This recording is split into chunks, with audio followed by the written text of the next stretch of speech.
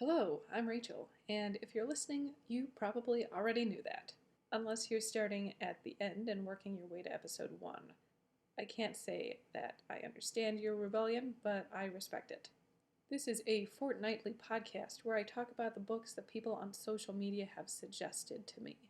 In 2018, I decided I wanted to start up my favorite hobby again, and recording keeps me on track. In the next episode, I'll be reviewing Becky Chambers' The Long Way to a Small Angry Planet. This week is Jim Bell's The Interstellar Age, suggested by Severin. Thanks. And now, without any further ado, physics tells us that all things attract each other gravitationally, from pulsars to planets to petunias, even if those forces are sometimes too small to notice in everyday life. With the exception of one other book on the list, every book I've read for this podcast so far has been fiction. Horror, sci-fi, fantasy, but Johnny Cash's biography is the only book besides The Interstellar Age that is a biography. That tells you what sort of company I keep, I suppose. So The Interstellar Age is the story of Jim Bell and his involvement in the Voyager mission. Sorry, fans of Catherine Janeway, the Voyager space probes. Launched into outer space in September 1977 to coincide with the alignment of multiple planets, Voyagers 1 and 2 were sent to capture information on our 9-planet solar system before hurtling out of it. Throughout the book, Bell tells us how he accidentally fell into his position at NASA, if only we could all be so lucky, during his time at college. He thanks Carl Sagan's TV work for his initial interest in what lies beyond our planet. I'm not usually a fan of people writing about their experiences interacting with history. I have to listen to too many people say, I remember exactly where I was when I heard about fill in the blank. I prefer primary documents written at the time of the event because it captures the emotions in a pure form as it's happening instead of being distilled over time. However, that being said, I enjoy Bell's take because it is very science heavy and you can tell he's excited about the topic. This is not a dry read. It's refreshing to read the thoughts of a guy who was genuinely excited to work as an astronomer and is still excited to share what that means. 30 years from now, will you look back and say, I still love what I'm doing? How about 10 years?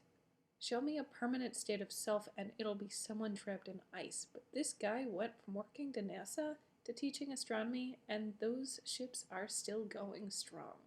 In the book, there are a few pictures, including some from the Voyager Golden Record.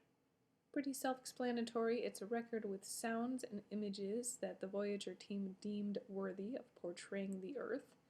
The best ways to describe our civilization were the probes to be found by someone on its journey out. The pictures are really lovely. A sunset, a father with his child. If there is anything of us left to find, if there is anyone out there to find it, hopefully we are able to greet them with something as beautiful.